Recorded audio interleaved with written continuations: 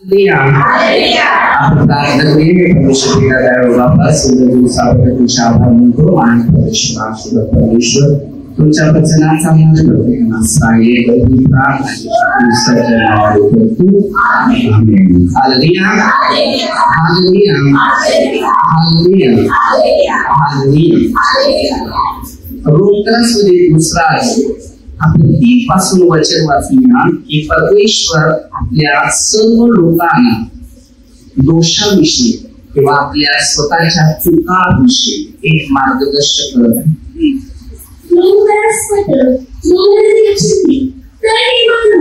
मानवा अशा गोष्टी करणाऱ्यांना दोष लावतोस, त्या स्वतः त्याच करत आहेत.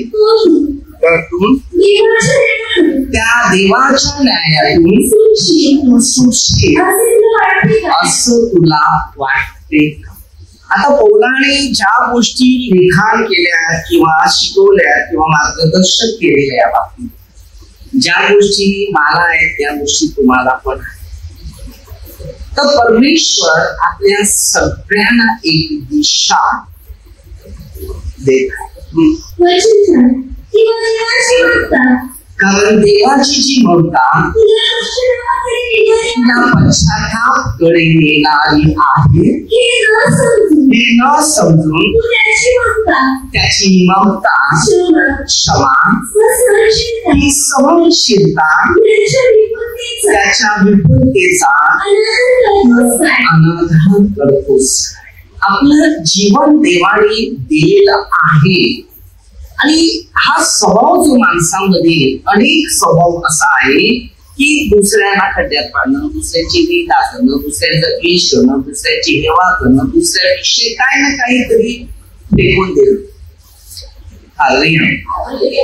एक व्यक्ती माझ्याकडे आली, मला सांगते ब्रदर, ही एक व्यक्ती ना तुमच्याविषयी खूप काही वाईट आहे. मी सांगितलं तिकडे तो बसलेला असतो ना, तो तिकडून बघतो तुमचं काय चाललंय काय. कारण हे शरीर देवाचं, मी जाऊन काय दोन टाकून माझा काय फायदा होणार. आणि तुझं ऐकून मी त्यांच्याशी भांडण करतच जा. मला आवडत पण नाही तो मी स्वभाव भेट पण नाही. तुम्ही मला कोणाची निंदा सांगत दुसऱ्या टायमाला तुमच्या बरोबरच पहिले करतो, माझं कनेक्शन चांगलं राहणार. कारण तो सवयीचा गुण आहे. तर मी त्यांना काय सांगितलं, एकदा ना रात्री 12 वाजता काही कार्यक्रम, तो मी आज या 25व्या वर्षामध्ये आजचा काय पहिला हिसाब नाही माझा हा चालू आहे. तर पूर्वी मला रात्रीचे 12 वाजले ना का पहिल्यांदा फोन येईल, यो असा तू तसा ही तशी, यांनी असं केलं, कार्य असं केलं, त्यांनी हे केलं. या केंद्राची अनेक परिस्थितीमध्ये निंदा आणि द्वेष करतो. हे ऐकून मला खूप वाईट वाटायला लागलं की हे रोज या मुखातून एकच शब्द निघतील. बघा सेकंड कसा असते की तुम्हाला मी सांगू शकतो, लक्षात तुम्ही पण ठेवा. कारण भांडण करायला जाऊ नका, नफरत करायला जाऊ नका, निंदा करायला नका जाऊ नका, द्वेष करायला जाऊ नका. फक्त देवाकडे फक्त प्रार्थना करायची, हे तुझं असेल ते घेऊन नसेल त्याला बाजूला कर, परत माझ्या पाप झालं नाही पाहिजे अशी प्रार्थना बस. हालेलुया. मग मी माझ्या घरचा लँडलाईनवर फोन होता आणि त्याच टायमाला घरामध्ये मुली कुठे झोपायची. आता मला 12 वाजताची माझ्या प्रार्थना असायची. ह्या येऊन भडकवायचं. 3च काम, 1 दिवस काढली, 2 दिवस काढली, 3 दिवस काढली. तर 1 दिवस मी ठेवले. तो फोन आला, तुम्ही फोन कशाला बंद करून ठेवता, फोन उचलत नाही कशाला, एवढं कडक भाषामध्ये माझ्याशी बोलला. मग तुझीला आता थोडं काम नाही ठेवतो, परत पिन काढून ठेवतो, मारून रिंग मारते. रिंग लागते एक्शन मध्ये, पण इकडे नाही, कारण याची पिन काढली तर आवाज झाला. परत भेटला, मी इकडे येऊन माझ्याशी भांडण करायला लागला, तुम्ही फोन का उचलत नाही. शेवटी देवाला सांगितलं की तुला माहिती आहे ना मी कार्य करतो आणि हे मला सतावते, तुला काय वाटते की मी कार्य करू का नका. कारण हे जर डोक्यात राहिलं याचे त्याची निंदा असेल तर माझ्या शरीराला त्रास होतो. शेवटी देवाने उचललं त्यालाच आणि त्याने सुरुवात केली भडकवायची. एवढी भडकाव माझ्या विरुद्ध केली. परत एक माणूस आला तुमच्या विरुद्ध होतो, त्याच्यामध्ये काही इथे होते चमचे आणि त्या पुढे काही खाली अख्खा रिपोर्ट तिकडे करायचा का मी कोणाचा विरोध बघायला कोणाशी सांगितलं कार्याला ना मीना बसतेस आणि ज्याला बोलायचे तरी बोलून घ्यावं पण स्वतःला सांभाळ.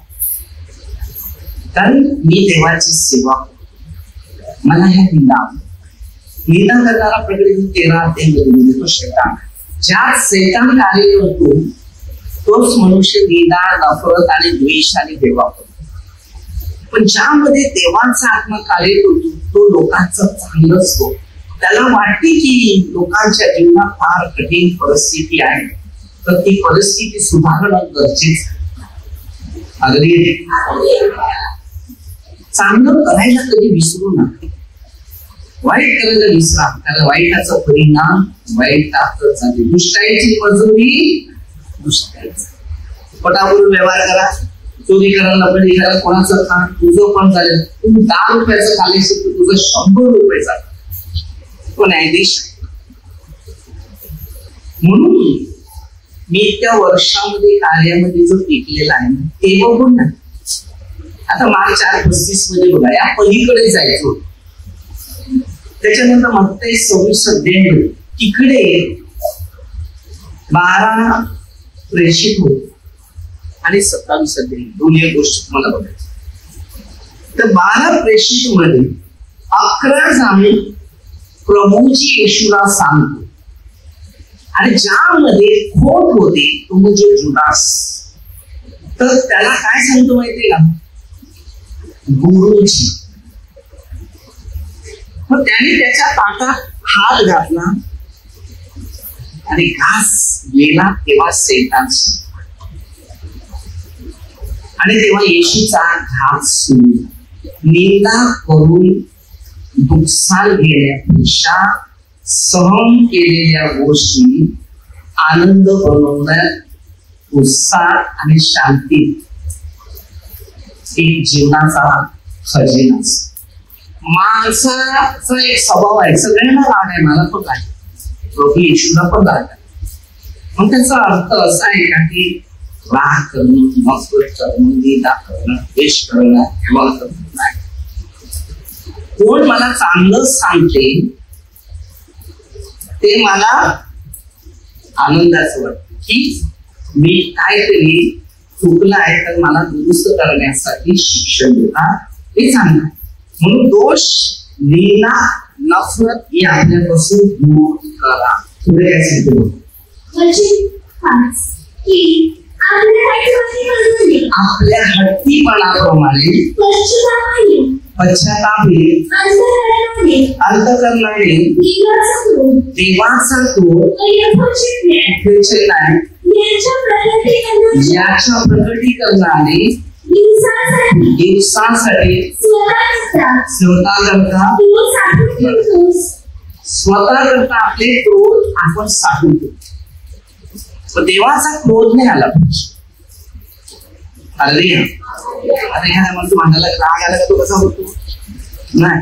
पोरांची फळाफळी हातात झाडू मिळाला जीव घेऊन फळाफळी. राग हा कंट्रोल होत नाही. त्यावेळेला तुम्ही जर प्रेशर चेक केलं ना ते बापरे 200च्या वरती जाईल. कधी कधी माणसं डॉक्टरकडे जातात आणि मला फोन येतो डॉक्टरने सांगितलं प्रेशर हाय झालाय, थोडासा 1 ग्लास पाणी शांत डोकं ठेवून बस. 5 मिनिटांनंतर तुला त्याचा फळ मिळेल. एकदा एक माणूस कामाला गेले तर त्या कामाला कंपनी कोरोनाचा काळ होता. त्याला कंपनीमध्ये जायचं. आता कंपनीमध्ये जायचं आहे ते तुम्ही चेक केलंय, कोरोना चेक झाला. कोरोना झाला ना का त्याला मध्ये नाही तर त्यांनी चेक केलं तर त्याला करोनाचं सांगितलं की तुला करोना झाला, त्याला सांगितलं एक काम कर, बाहेर बस अर्धा तास, मस्तपैकी तोंड बिन धुव एक शांतपणे आणि एकदम सक्त राहा, एकदम शांत राहा.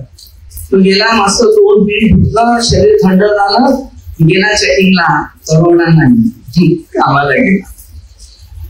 असं आहे. ज्या माणसाच्या शरीरामध्ये हीट आहे ना, ते नाकातून गरम निघते, त्याला बोलतात करोना. समजलं ना? तुमचे करोना चेंज करायचे असेल तर तुमच्या हातातच आहे. थंड पाणी घ्या, नाकाला लावा, तोंडाला लावा, एकदम शरीर थंड ठेवा, असा करोना काय. हे सगळं आजच्या जमान्यातला खेळ आहे. समजलं ना? मशीन आहे.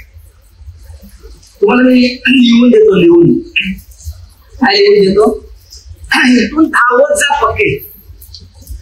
पहिलं प्रेशर चेक करेल ते मी तुम्हाला दाखवतो. हा, पहिलं नॉर्मली बसा आणि चेक कर, नॉर्मली. त्याच्यानंतर धावा आणि तिथून या परत चेक कर.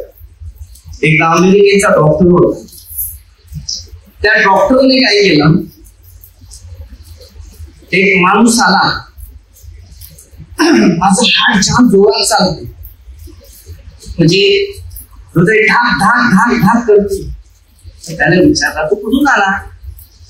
मी जॉगिंग करतो, मी धावत होतो, आता धावत धावत आल्यानंतर माझे हृदय धाक धाक धाक करते. बोलते तासिकडे बस, प्रेशर चेक केलं, आहे भरपूर आहे, धावू नका, तुला मी 1 तासामध्ये सांगतो, बस इकडे. त्या डॉक्टरांनी त्याला तिकडे बसवलं. समज आणि गैरसमज होती ना ती थोडी. तुमच्या मनात एकदा भीती असली, मग काही रोग आला, तो रोग आला, तो रोग होतोच. जसा विश्वास आहे ना तसे रोग असतात. समजलं? पण विश्वासच नाही तर रोग नाही. मी तुम्हाला सांगतो, या करोनाच्या काळामध्ये रस्त्यावर पडलेले एवढे लोक होते, त्याला एकाला सुद्धा करोना झालेला नाही.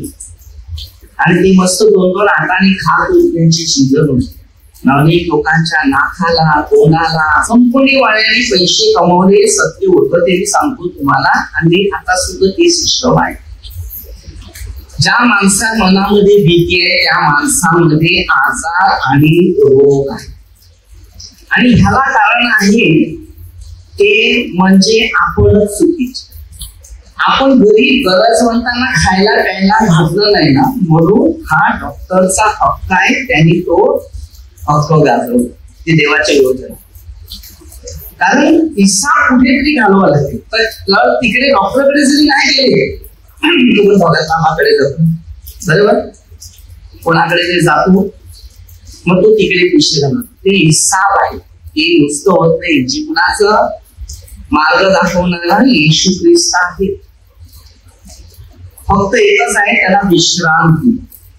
मी 2 दिवस अगोदर आजारी, मी तुम्हाला सांगतो, वाटते तुम्हाला मी कसा आहे, मला सुद्धा गरम कशाचा त्रास झाला, गरम पडले, चिकन बिकन भरपूर खाल्लं, त्याच्यानंतर उन्हात फिरायला गेलो, आरामच नाही मिळालं, काम करत राहिलो, एवढं काम, एवढं हेट की शरीर कमजोर झालं की पडेल तिथेच माझी हालत.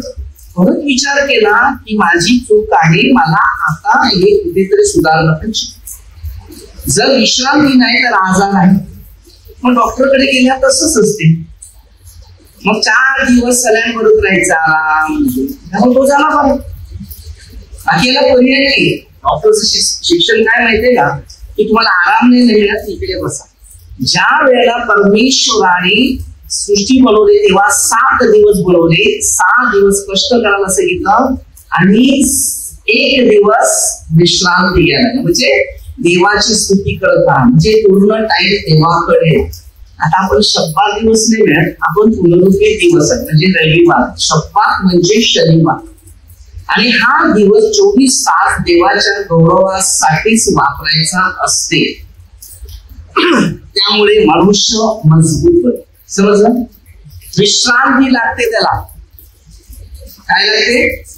आता विश्रांतीच नसलं आजार येणार की नाही येणार, हा प्रत्येक गोष्टी शिकावे लागतात आणि शिकल्यावरच ज्ञान घ्यावं. शिकल्यावरच मी ते म्हणून आजच्या काळामध्ये नवीन नवीन प्रकारचे आजार, दुःख, समस्या, संकट, टेन्शन. आता ही गरमी केवढी आली, दुबईची गरमी. दुबईला अशी गरमी, मी काय समजतो माहितीये, ही गरमी नाही, आपली पाप अग्नीच्या जवळ चालल्या, नरकाच्या समोर उभे आहेत. आता पश्चाताप करायला पाहिजे, बरोबर की नाही. आपण सांगतो काय गरमी, रोजची एसीची सवय लावणे, खंडामध्ये राहायला लागला तर बाहेर उतरला तर गरम होणारच. सवयीचा गुण. कसला गुण आहे? जो उन्हात काम करतो त्याला, जो उमेश सुकवायला जातो त्याला गरमी नाही, त्याला एसी नाही. जो वाडीत काम करतो त्याला गरमी नाहीये, तो करतो की नाही. मग कुठलाही काम करायला पैशाची लाईनचं काम करतात वगैरे, गरमी आहे. कामात गुंतो त्याला गरमी नसते, पण कामात गुंतत नाही ना त्याला गरम वाटते. काय गरम आहे रे? कारण खाली बसलेलं शैतान.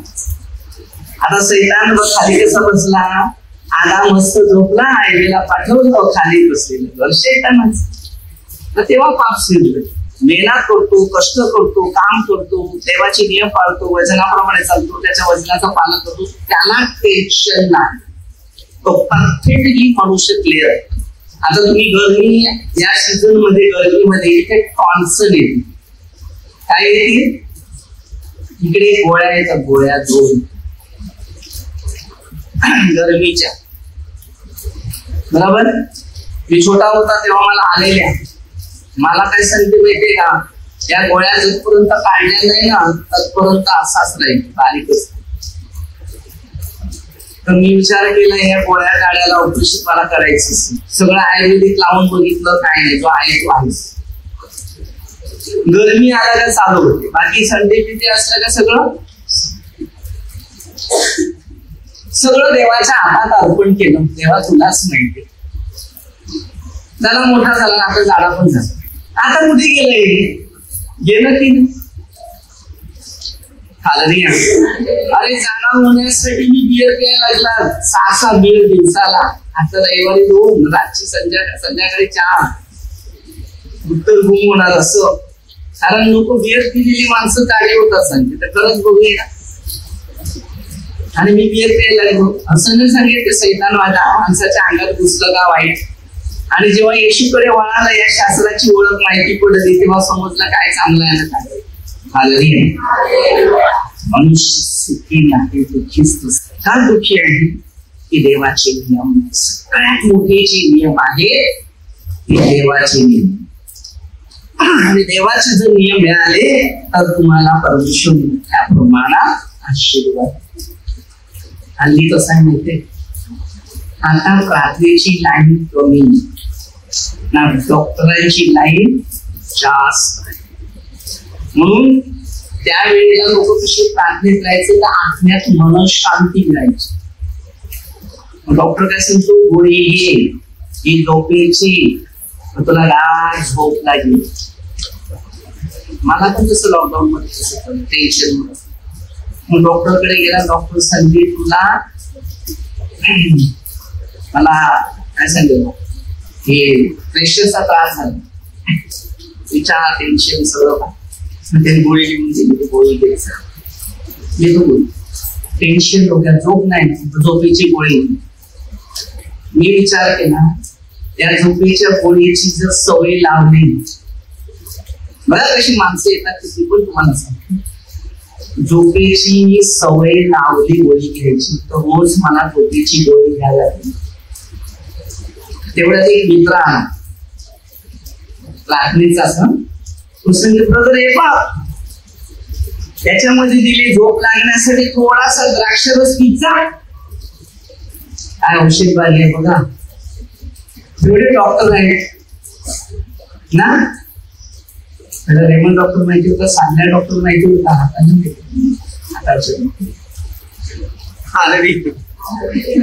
हा डॉक्टर आला, थोडासा नुसतं झोप लागेल. देवाला सांगितलं हे मला काहीच पाहिजे नाही, तर मी त्याला दुसरं एशियाचं वचन दिलं. सकाळी उठतात, मध्याच्या वाटी मिळाला तर त्यास धिक्कार असतो. देवाने तर त्याला धिक्कार दिला. मध्याच्या वाटी ती मध्येच आहे नशामध्ये. पौलाने काय शिकवलं शिकवू दे, मला ते नाही पाहिजे. काय वचन देत गणित क्लासमध्ये 5-17 पासून पण दिले. अशी कर्म करणार देवाच्या राज्यात प्रवेश. मग डिसिजन मी घेतलं, हे सगळं भयंकर गोळ्या आणल्या कशाच केलं. किती दिवस झोप लागत नाही. मग 12च्या नंतर प्रार्थना सुरू केली. 12-1 वाजेपर्यंत 1:30 वाजेपर्यंत कधी माझं चालूच नाही. जेवढी झोप येते तेवढी झोपायचं बस. देवाला सांगितलं मला 2 तासच झोप येते. हिसाबच संपला म्हणजे मला तेवढी प्रार्थना करते. मी 2 तास झोप घेतली. अगदी नाही आता पण तीच आहे. तरी आता तुमच्या पुढे झोप नाही. आपल्याला खरी गरज कोणती आहे हे बघा. तुमच्या डोक्यावर टेन्शन असेल तर त्या माणसाला झोप येत नाही. आता केंद्राचा एवढा भार आहे बरोबर. कोणत्या माणसाला झोप येईल मला सांगा. जेवणापासून खाण्यापासून हे पाहिजे ते पाहिजे, लाकडं पाहिजे, झाडं लावायचे, हे करायचंय ते, यावरच शीट पाहिजे. बघा इकडे लिकेज होते त्यासाठी ती शीट मग 10 मिनिटं बसायला पण माणूस मशीन गरम झाली तर कमजोर होईल की नाही.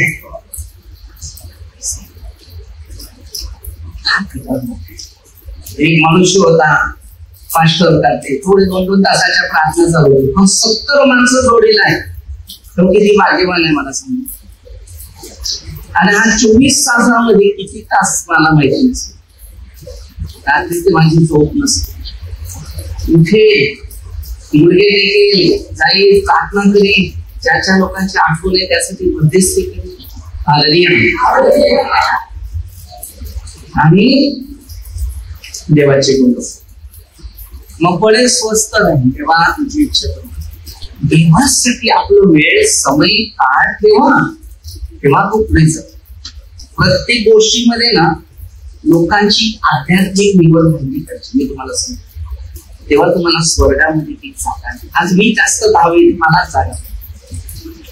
कारण का झाड आहे ना, आता फळावरून झाडाची ओळख बरोबर. फळं काय असतील तेव्हा समजते की झाड आहे, नाही तर कळत. तसं कार्य करतो ना त्याला समजते हे कार्य आहे. आणि जर कार्य केलेलं नसेल तर त्याला कार्य म्हणून समजत. तुम्हाला समजसपणा एशियामध्ये बघा समंजसपणाचा, सुसंकल्पाचा, निंदाचा नाही, नफरताचा नाही, द्वेषाचा नाही, देवाचा नाही. जेवढं काम करता येईल तेवढं करायचा आणि त्याच आत्म्याद्वारे देवाच्या कृपा आपल्याच म्हणून हे शिक्षण